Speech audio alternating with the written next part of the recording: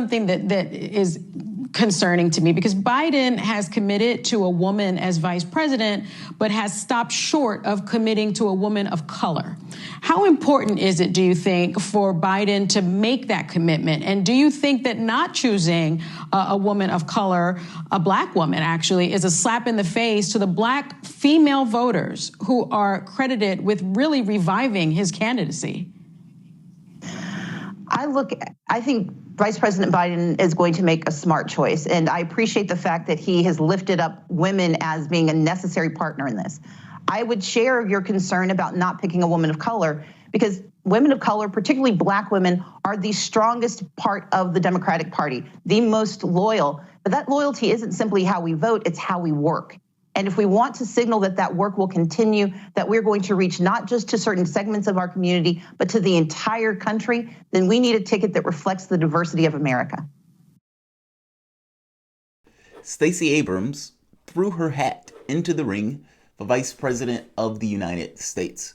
Now, in throwing her hat into the ring for Vice President of the United States, she was asked, is it a slap in the face to black voters or to black women to not elect a black woman for the vice president position, or not to put a black woman in for vice president?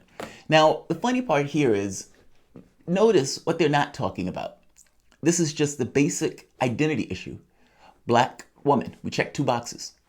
Now, as opposed to Barack Obama, who was African American, who was black, gave 95% of the income gains to the top 1%. Now, at no way did his blackness stop him from giving that much to the top 1%. In no way did his blackness stop him from protecting homeowners. In no way stopped him from the drone bombings. In no way stopped him from, I guess my point is, or the tax cuts, passing those onerous tax cuts. I guess my point is, the fact that he was black in and of himself, meaning checking that particular identity box, didn't necessarily stop him from doing things that was to the detriment of the African American community. I hope you understand my point. Putting somebody in that office that checks 2 identity boxes is not the same thing that's doing something that is in the best interest of the African American community. For example, passing Medicare for all would ensure that the people on the lower end of the income distribution scale were able to get health care, high quality health care. It would also ensure that the cost of health care will go down. The catch here is Joe Biden has said he will veto that legislation. So a policy that even if you chose somebody who was a white man, that policy will be to the betterment of the African American community in that case. Even if you did $15 an hour minimum wage, same thing. That goes to the betterment of that community because it affects significantly so the people at the end of the income distribution scale. Whether you put somebody in who's a guy, trans, white, black, whatever, if they pass those policies will be to the betterment of our community. Putting somebody who's just black and who's a woman in, not so much. That just makes you feel good. It's kind of like recycling. You feel good about it, but it's not necessarily tangibly changing anything other than having somebody who looks different in that office, when ideologically they, for the most part, are in line with everybody else. So Abrams is basically sending this kind of veiled threat that, yeah, Joe Biden needs to choose a black woman. Here's the catch. Joe Biden doesn't need to choose a black woman.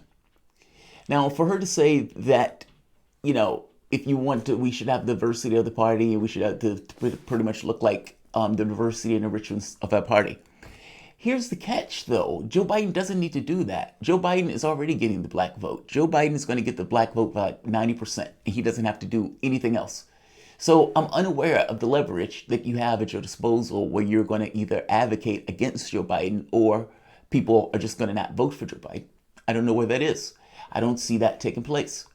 So you must understand the fact that you have that much allegiance to the Democratic Party, the fact that you put Joe Biden in office by that much is more so a testament to him not doing anything.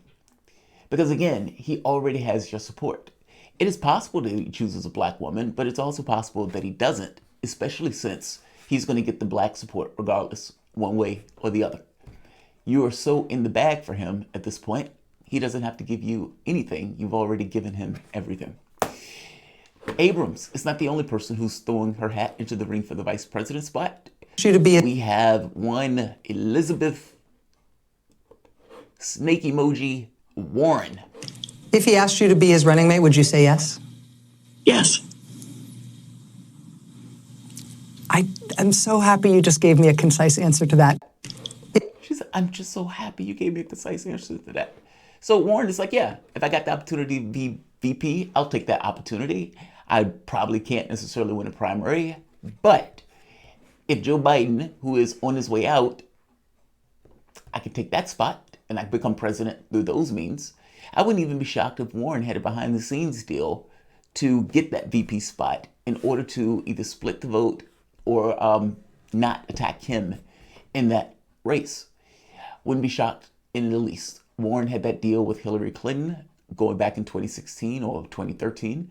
So why would she do anything different this time around if she believes that the establishment will be most likely the party to win?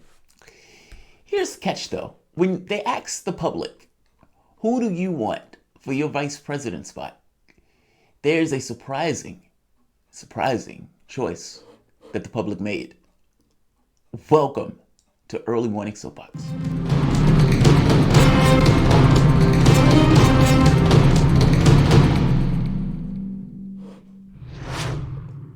My name is Jamal Thomas. This is the Progressive Soapbox. Guys, if you dig this content, please like, share, subscribe. You can always support PayPal patron.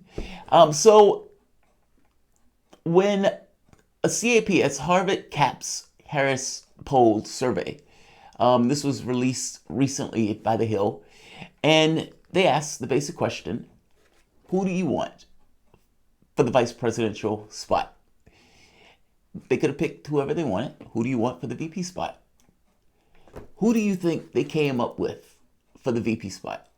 Now, I know some of these other polls had come up with Warren. Some of these other polls might have come up with Abrams or something like that. But this one came up with Sanders. Now, by a tune of 20%, the poll allows for 1 in 5 registered voters, 20%, prefers Sanders to be Biden's vice presidential pick and the highest support of any running mate presented to the respondents in the survey. Basically, the guy who they wanted was one independent senator from Vermont, Bernie Sanders. Now, understand what that means, and that's a rational choice. Now, Elizabeth Warren comes out, I think, at 10%, so she comes at number 2. I think Warren comes in number 2. The Harvard CAPS Harris poll survey found the top-rated woman for the spot, Elizabeth Warren, one of Biden's rivals. She gets 13%. Okay. So between Sanders and Warren, they pull in 33%. That's a lion's share of anybody else. Meaning either somebody who is indeed or somebody who is in perspective somewhat of a lefty. The public basically says, this is what we want. Now, they may feel comfortable with Joe Biden and thinking that he's not a risky candidate. Maybe ultimately the electability argument went towards Joe Biden, and it basically went towards the idea that he was the person who was most likely to beat Trump. Now, this is ludicrous. Al Gore lost. John Kerry lost. Hillary Clinton lost. Joe Biden is pretty much the same character as those other people that lost. But the public, based on media saying everything is okay with Joe Biden, based on media not going into the lying in this particular campaign, not going into the vagaries of Joe Biden's record, not dwelling on that particular stuff, not even bringing up the rape charge at this point, the allegation. Instead, they attack Sanders, or they smear Sanders, or they attack his supporters, meaning they have something else to talk about as opposed to actually delving into these aspects of Biden's record, because for them, that's the guy who they want in that spot. He's the guy who's going to make sure that everything stays the way it is. Sanders is the one who wants to overturn the apple cart. But when you ask the public the secondary question of who do you want to be the VP spot, well, we like his policies. I mean, that's the catch, right? Sanders basically won the ideological argument. Who do you agree with on economics? Sanders. Who do you agree with on climate? Sanders. Who do you agree with on healthcare? Sanders. The issue became electability. Who do you believe is more electable? Because the issue was a referendum on we need to get rid of Trump. And so in this particular election, Sanders, who didn't run a vigorous campaign, who didn't seek to tie Joe Biden into the Democratic Party itself and the corruption of that party and the failures of that party, He didn't do any of that. Instead, he tried to run this kind of continuous stump speech without necessarily being more adversarial in order to create contrast between who Biden is and who he is. That's the way he ran this race. By the same token, by not challenging the electability argument, he effectively let that argument, something that needed to be addressed, go by the wayside. That said, the public, who agrees with his policies, makes the secondary assessment of, well, yeah, if Biden is on the ticket, yeah, I want Sanders to be on the ticket because I like his policies. I like the things that he was pushing for. Now, this is kind of wild that they're putting somebody in who's nearly a septuagenarian, and they're putting another guy in who's nearly an octogenarian, meaning who's nearly an octogenarian, basically two near octogenarians that the public is saying, yes, that's what we want. Why? Because it's not an identity choice. It's a policy choice. These guys are advocating for policies that we agree with. Because they're advocating for policies that we agree with, we don't believe, or we believe that he is risky to run for president. However, folded within Joe Biden's administration, he may be able to push for those particular policies that he agrees with, and he will be a force agitating for policies that we agree with in the White House. That's the way the public is thinking. That's a rational choice through and through, if you believe that Joe Biden has the better option or the better chance of winning. I don't think it's rational, because I don't think Joe Biden has a better chance of winning. But from a public perception standpoint, that's what the public is. And I think it's wild that the public realizes that, or the public wants those policies. By the same token, the public doesn't have the stones to push for those policies. So it vacillates and backs away. By the same token, if it believes that, all right, we can get the electable guy in and we can get the guy with the policies, that's where they go.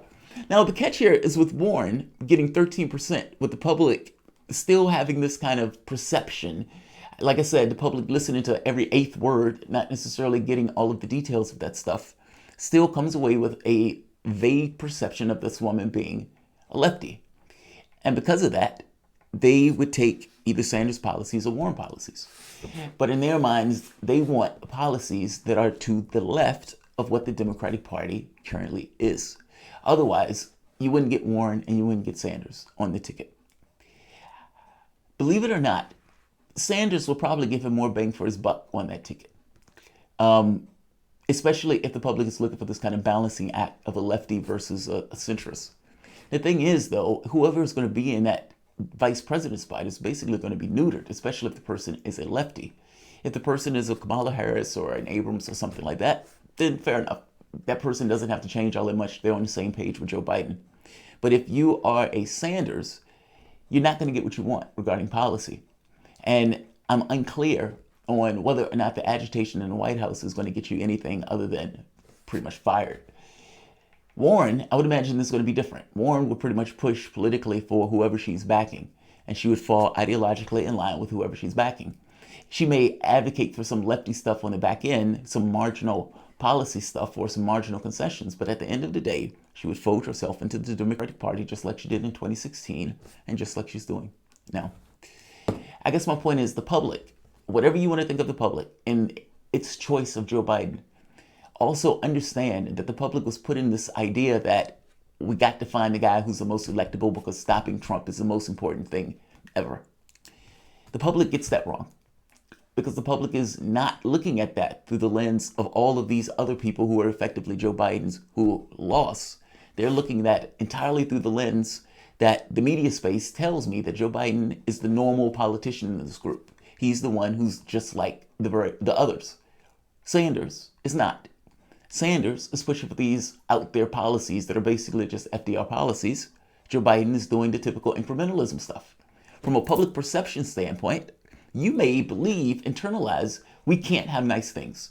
And because we can't have nice things, the best thing that we could do is sell Joe Biden to the public. That's the person who we can give to the public and the public will bite onto. Missing the point, again, that the risky prospect here is Biden. Obama, who ran as radical, was the one that actually ended up running that race, winning that race. The other people of the party lost. So, take heart. The public is still there and still know what they want. Like, share, and subscribe. I think that's everything. Yeah, I think that's everything.